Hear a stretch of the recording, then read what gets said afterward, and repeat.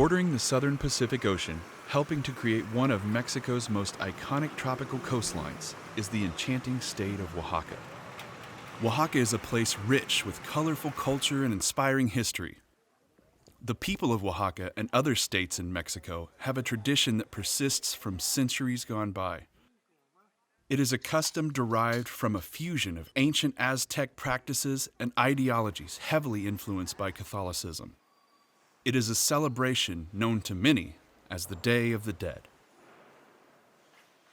In recent decades, a lot of the tradition has become more commercialized and tourist-driven, especially in modern metropolitan areas.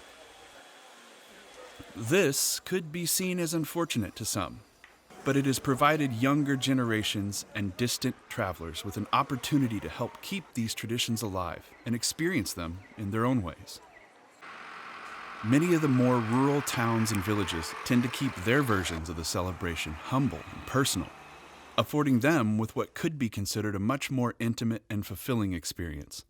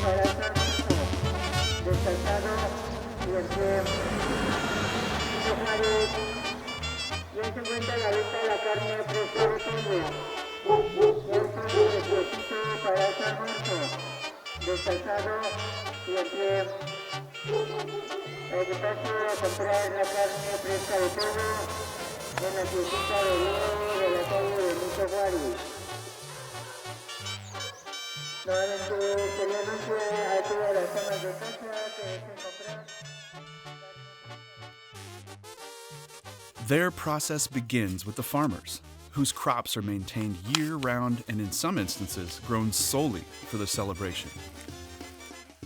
Many of these farms are generations old and still tended to by direct descendants of the ancestral souls being celebrated. Farmers will work tirelessly to harvest sprawling crops of marigolds, borlas, and a variety of other dazzling flowers, all crucial to the Day of the Dead festivities. Eventually, the flowers will be used to decorate the family home and the graves of their loved ones. To some, these flowers represent the fragility of life, but they also bring much-needed direction to those who were lost. Their intention is to ensure that the dead are not only memorialized, but more practically, that they may briefly find their way back from the afterlife to visit kin and receive gifts that have been prepared for them. The blazing, radiant marigolds are thought to be the best at absorbing the light from the sun.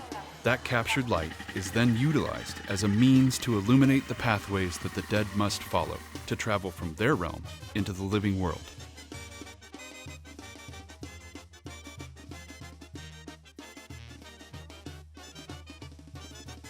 Sugar canes are an essential element to the celebration, as they are used to construct the iconic arched altars in family homes and at burial plots in the resident cemeteries. Much attention is given to the contours and the integrity of the sugar canes, as some are far better than others for forming a respectable altar. Though the sugar cane generally has many uses, it is grown almost exclusively for this yearly tradition. The canes are incredibly important, but can pose some challenges when being harvested. The sugar canes are covered with protective hairs that serve as a defensive mechanism. These hairs can embed themselves in your skin and cause mild irritation and even allergic reactions that can sometimes persist for days. To the resilient, hard-working people of Oaxaca, this is of little concern. After all, there is a bigger picture and purpose in mind. This time of year also provides many additional job opportunities for the indigenous Zapotec population of the surrounding Sierra foothills. These indigenous people may spend many days or weeks in farming towns, working with the locals to provide for their family, before returning to their remote homes in the mountains.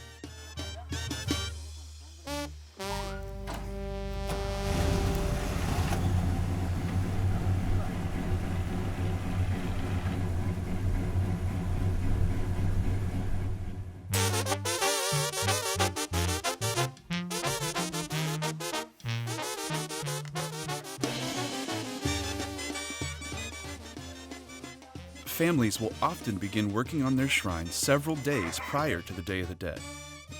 Participants will prepare flowers, native fruits, baked goods, and other foods that their loved ones sought out in life. These gifts will be situated at the altars for the benefit of the dead.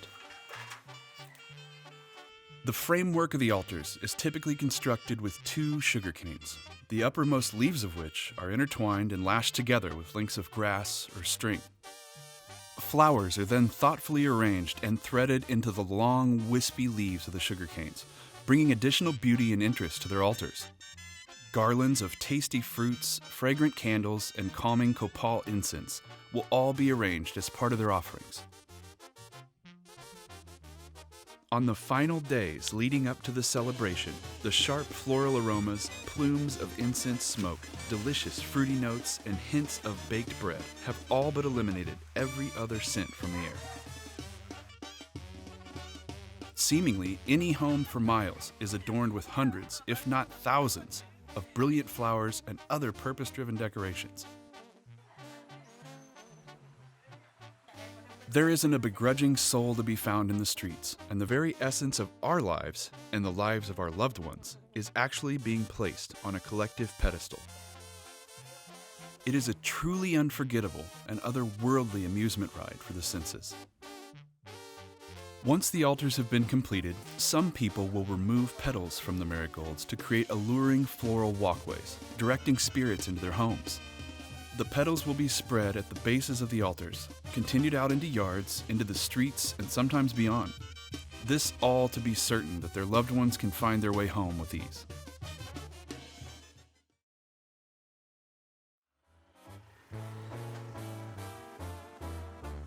On the Day of the Dead, locals convene at their town cemeteries, dozens and dozens at a time. It is a day for laughter, tears, family, old friends, and new. As soon as dawn breaks, the cemeteries will start to fill with the eager and endearing faces of those who always want to remember. This pace will continue throughout the day, eventually slowing to a crawl as the remaining families trickle in. Local vendors will set up shop on the perimeters of this hallowed ground, providing much-needed refreshments and regional food favorites. Families will then share meals at the diligently renewed and embellished graves of their children, mothers, fathers, grandparents, aunts, uncles, and friends. It is utterly heartbreaking and beautifully inspirational, all at once. It is a reminder of the community that we all share. It's a window into the powerful primal need that humans have for a deep connection and meaning in their lives. Regardless of your belief or your background, there is an irrefutably real and welcoming atmosphere of humanity at this celebration. It is one that is extended without bias to any who might wish to partake in the goings-on. Services will be held, prayers recited, memories recounted. Bands will play classic tunes of the region to the dead, singing, conversing, and reminiscing until the moon shines bright. It is a day spent with family on a grand scale. At the end of this yearly event, life goes on. The once thriving flowers wither and decay, and the days amble forward, unending. It's what you choose to do in those days you have that tends to matter most. There are an exceedingly small amount of them, with none guaranteed. Finding a proverbial meaning in life can be as easy or as difficult as one chooses to make it. The most captivating experiences can be the simplest in nature with the greatest implications, and sometimes nature itself can simply be extraordinary. Life ends in death, undoubtedly. That death, though, brings the promise of life back to all things yet living, human or otherwise.